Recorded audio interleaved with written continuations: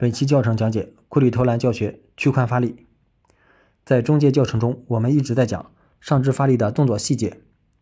本期开始进入下肢发力动作讲解，也是方便各位球迷在练习上肢的时候，同时进行下肢体系的完善。今天讲解屈髋屈膝发力的要点，这个要点的重点在于顺序问题。一般下肢力量问题出现在这个要领上，大部分球迷遇到的问题都是有屈膝没有屈髋，导致下肢发力不足，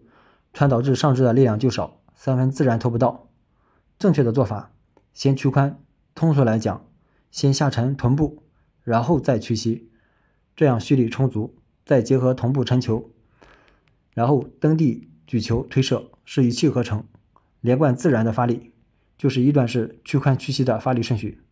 自然就会克服只有屈膝的手快脚慢现象。